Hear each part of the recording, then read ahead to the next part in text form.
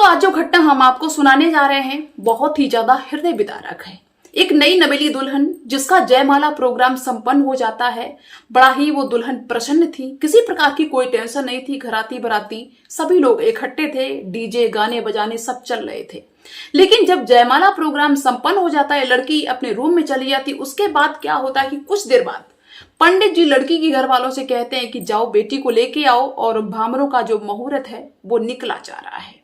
तो क्या होता है कि लड़की के घर वाले अपनी बेटी को लेने के लिए रूम में जब जाते हैं तो रूम का नजारा देख के वो लोग चीखने लगते हैं, क्योंकि उनकी बेटी ने जहर खा लिया था, आत्महत्या कर ली थी। सभी लोग वहां पे बहुत ज्यादा परेशान हो जाते हैं, अफरा तफरी का माहौल हो जाता है। लड़के पक्ष के लोग जो थे वो भी हैरान हो जाते हैं कि आखिर में क्या हुआ।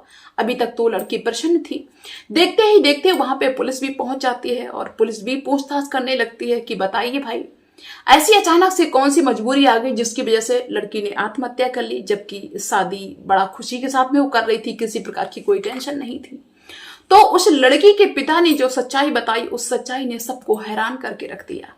तो चलिए दोस्तों, हम आप सभी को भी बताते हैं कि उस लड़की के पिताजी ने ऐसी कौन सी सच्चाई बताई थी और ये जो घटना है ये कहाँ की है। तो आप सभी का बहुत बहुत स्वागत है मेरे YouTube चैनल में एक और नए वीडियो में। दोस्तों, ये जो घटना है ये राजस्थान राज्य की है। राजस्थान राज्य के अंतर्गत एक जिला पड़ता है अलवर। दोस्तों, इस जिला के अंतर्गत एक थाना पड़ता है लक्ष्मणगढ़ पुलिस थाना। दोस्तों, इस थाने के अंतर्गत एक गांव पड़ता है पिचगमा गांव, और इस गांव के एक व्यक्ति जिनका नाम सतीश जैन होता है। दोस्तों, सतीश जैन अपने परिवार के साथ में बड़ा हंसी खुशी के साथ में अपनी जिंदगी बिता रहे थे। किसी प्रकार की कोई टेंशन नहीं थी, जिंदगी बड़ा ही अच्छे तरीके से बीत रही थी। लेकिन दोस्तों, जब सतीश जैन की बेटी जिसका नाम सलोनी जैन होता है वो 20 साल की हो जाती है और उसकी ग्रेजुएशन भी कंप्लीट होने वाली थी, तो भाई माता पिता को चिंता होने लगती है कि बेटी शादी की योग हो गई है, कहीं पे कोई अच्छा लड़का मिल जाए तो अपनी बेटी की हम शादी कर दे। हर माँ बाप को चिंता होती है। तो क्या होता है कि सलोनी के पिता जो थे सतीश जैन वो लड़के की तलाश करने लगते हैं। 1-2 साल बाद दोस्तों क्या होता है कि सतीश जैन के गांव से लगभग 70 किलोमीटर की दूरी पे इनको एक लड़का पसंद आ जाता है जिसका नाम रजत जैन होता है। उनके ही जात कास्ट के थे। रजत जैन का बड़ा ही कारोबार था, अच्छा कारोबार था, और वो अपने पिता के कारोबार में हाथ बटाता था। रजत जैन की जो पिताजी थे उनका नाम मुकेश जैन था, और बड़ी ही अच्छी खुशहाल फैमिली थी, पैसा रुपया धन दौलत सब कुछ था, किसी प्रकार की कोई टेंशन नहीं थी। तो क्या होता है कि सतीश जैन अपनी बेटी सलोनी जैन की शादी वहां पे फिक्स कर देते हैं। पहले जो भी देखने वाला सिस्टम होता है, तो भाई सतीश जैन के परिवार वालों को वो रजत पसंद आ जाता है और रजत के घर वालों को रजत को वो लड़की पसंद आ जाती है। जब दोनों पक्ष जो थे संतुष्ट हो जाते हैं तो शादी क्लियर हो जाती है, सगाई वगैरह सब कुछ हो जाती है और शादी की डेट भी फिक्स हो जाती है।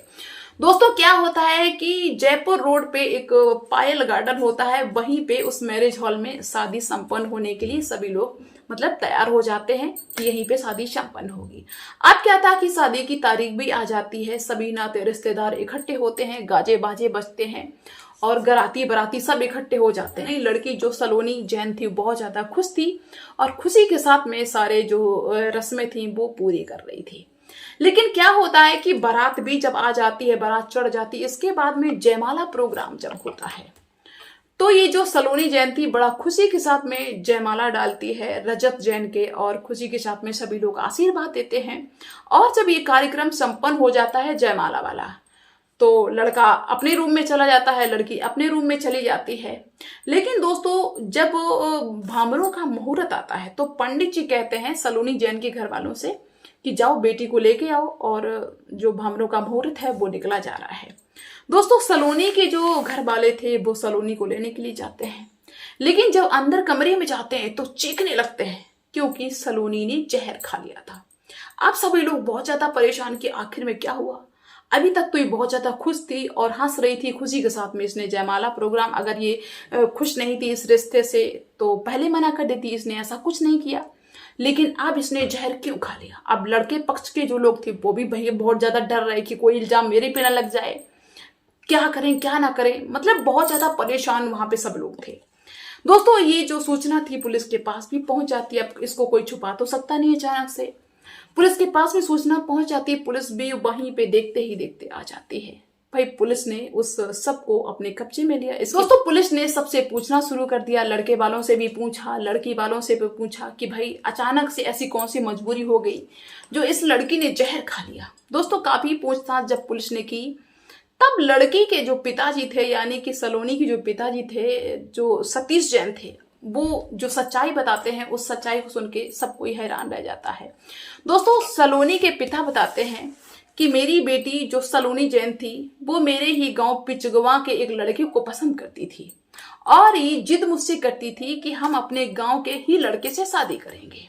और हम लोग इस पे आपत्ति जताते थे कि अपने गांव से अगर थोड़ी दूरी पे दूसरे गांव की कोई बात होती तो हम तुम्हारी शादी कर देते। अब अपने ही गांव में अपने ही गांव के लड़के से हम शादी कैसे कर दें?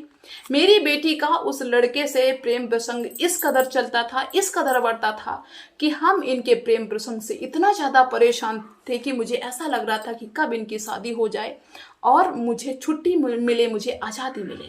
मैंने अपनी बेटी को बहुत समझाया लेकिन वो बिल्कुल भी समझने को तैयार नहीं थी। जब वो समझने को तैयार नहीं तो मैंने अपनी बेटी को हड़काया कि इज्जत वाली बात है, सारी बिरादरी में थू थू हो जाएगी, हमारी इज्जत चली जाएगी, नाक कट जाएगी, तुझे शादी वहीं करनी होगी जहां पे हम करेंगे। दोस्तों सतीश जैन बताते हैं कि मैंने सलोनी पे दबाव बनाया कि अगर तू शादी वहां पे नहीं करेगी जहां पे मैं चाहता हूं तो मैं तुझे मार दूंगा, मैं तुझे खत्म कर दूंगा, मैं तुझे रखूंगा नहीं, मैं अपनी बेइज्जती नहीं कराऊंगा। जिसके चलते दबाव में सलोनी ने शादी के लिए हाँ कर दी और जब उसने हाँ कर दी तो हम शादी की तैयारी में जुट गए। लेकिन शायद है कि वो यहाँ तक तो खुश बनी रही, लेकिन इसके बाद जब उसने अपने होने वाले दूल्हे को देखा या जो भी उसने सोचा होगा, इस सदमे को शायद है कि बर्दाश्त नहीं कर पाई और शायद है कि इसी वजह से इसने आत्महत्या कर ली। फिलहाल दोस्तों उस सब को पुलिस अपने कब्जे में लेती है, पोस्टमार्टम के लिए भेज देती है।